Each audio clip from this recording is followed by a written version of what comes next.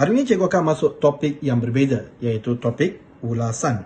Ulasan memainkan peranan yang penting dalam menentukan pemarkahan PT3 kita juga. Baik, so sebelum cikgu masuk ulasan, cikgu akan terangkan tentang bahagian atau ciri-ciri yang cukup penting untuk ulasan. Baik, kita lihat dulu ciri-ciri dia. Apabila pelajar masuk bahagian ulasan ni, kita perlu lihat pada 8 perkara yang cukup penting. 8 perkara yang cukup penting. Baik, cikgu terangkan dulu Baik, dari segi perengan. Dari segi perengan, kalau kita lihat, untuk ulasan, perengannya bebas. Maksudnya pelajar boleh buat 1 perengan, 2 perengan, 3 perengan ke, 4 perengan ke. Maksudnya dia bebas. Ikut pada kehendak pelajar biasanya. Baik, manakala perkara kedua ialah pendahuluan. Kalau kita lihat pendahuluan, kalau pelajar kata, cikgu saya nak tulis pendahuluan pun boleh. Kalau pelajar kata, cikgu saya tak nak tulis pendahuluan pun boleh. Sebab pendahuluan ni bebas. Kalau pelajar yang tidak menulis pendahuluan, dia akan mulakan dengan isi tersurat.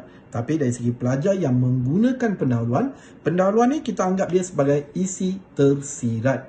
Isi tersirat Baik, isi tersurat.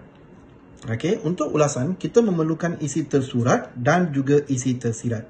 Minimum isi tersurat kita ialah 2. Dan minimum isi tersirat kita adalah 2 juga. Pelajar perlu tulis minimum 2. 2 isi tersurat minimum 2, isi tersirat pun minimum 2. Biasanya kita ajar pelajar iaitu rujuk pada gambar ajar ke atau catapai ke ataupun jadual ke yang diberi dalam soalan. Kalau dia bagi 5 ke 6 isi tersurat, gunalah semua isi itu. Gunalah semua isi tersebut. Baik. Isi tersurat maksudnya kita ambil daripada soalan. Soalan. Kehendak soalan biasanya kalau jadual ke, catapai ke, gambar ajar ke, kita ambil apa yang diberi. Isi tersirat ni mestilah datang daripada pelajar tersebut. Dia boleh jadi kesan, boleh jadi punca, boleh jadi langkah dan sebagainya. Huraian pun boleh, contoh pun boleh dan sebagainya. Bergantung pada soalan yang dikeluarkan.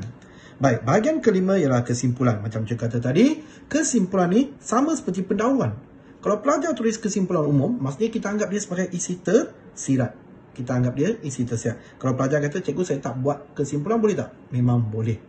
Memang boleh Baik, dari segi patah perkataan, ciri ke-6, kalau kita lihat, pelajar perlu tulis 80 hingga 100 patah perkataan. Cikgu ulang balik, 80 hingga 100 patah perkataan.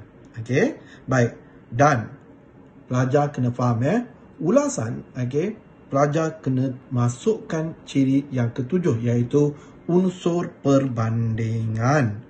Unsur perbandingan. Biasanya bila pelajar masukkan unsur perbandingan, pelajar bolehlah masukkan perkataan seperti berbanding, dan sebagainya. Bahawa berbanding dan sebagainya. Baik, dan perkara ke-8. Ciri kita ke-8 iaitu markah. Kita tahu kita ada 15 markah untuk ulasan ni. Biasanya isi 10 bahasa 5 biasanya Baik, kita lihat dulu satu contoh ulasan Baik, di sini cikgu ada letak satu contoh ulasan iaitu carta piramid.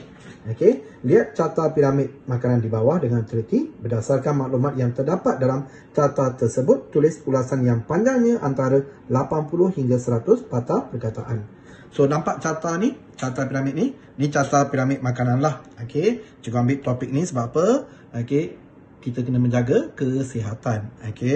Baik.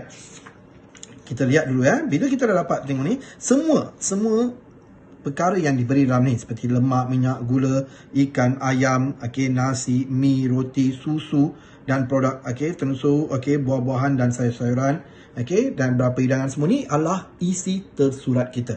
Ini yang dipanggil isi tersurat So macam mana kita nak buat semuanya? Cikgu tunjukkan satu demi satu. Baik. Di sini cikgu dah agihkan apa yang kita kata isi tersurat, apa yang dikatakan sebagai isi tersirat. Nampak ni? Isi tersurat, apa yang dipaparkan dalam bahan. Isi tersirat, mengapa? Maksudnya cikgu ambil mengapa ni, maksudnya boleh jadi kesan daripada isi tersurat kita. Contohnya kalau kita makan makanan yang tidak sihat, apa kesan dia? Positif ke negatif. Kalau kita makan makanan yang sihat, apa kesan dia, positif ke negatif? Ini yang cikgu anggap dia sebagai isi tersirat. Sebab isi tersirat ni bebas. Baik, kalau kamu tengok semua ni cikgu dah labelkan dia. Cikgu dah labelkan dia dalam isi tersurat. Apa yang kita nak tulis dalam isi tersurat. Okey, di sini cikgu dah labelkan. Okey, kesan-kesan. Okey, kesan-kesannya. Okey, jika kita mengambil makanan-makanan seperti ini. Okey, baik. Sambung ya. Baik. So, di mana cikgu dah letak kaedah penulisan ulasan. Baik, di sini kita lihat satu. Ayat pertama, cikgu letak sebagai penyataan tema. Iaitu cikgu letak sebagai pendahuluan biasanya. Iaitu kita letak sebagai kehendak soalan. Kita tulis ayat kehendak soalan. Seperti sini. Piramid makanan merupakan panduan pemakanan untuk kesihatan. Nampak? So, lepas tu perkara kedua, baru cikgu masuk isi tersurat. Okey. Uraian, iaitu tersirat dan contoh jika kita perlukanlah. Okey. Nampak? Ini merupakan, okey, adalah isi tersurat saya. Okey, isi tersurat saya. Okey, nampak? Kerana makanan ini membekalkan tenaga kepada manusia ini merupakan, okey, ini merupakan uraian cikgu. Okey, uraian cikgu. Okey, so di mana cikgu dah letak isi dan uraian. Dan kalau kita boleh letak contoh yang sesuai, kita bolehlah letak juga ya. So, lepas tu kita tambah dengan penanda wacana. Nampak? Untuk isi kedua, kita tambah penanda wacana. Dan cikgu tambah dengan isi kedua dan juga uraian. Sambung dengan isi ketiga dan seterusnya lah. Okey, sampailah kita habiskan ulasan kita. Okey, so selepas pelajar habis ulasan, okey, selepas pelajar habis ulasan, pelajar wajib mengira patah perkataan tersebut. Okey, tolong pastikan pelajar ada tulis ya berapa patah perkataan secara penuh. Okey, jangan tulis PP dan sebagainya ya.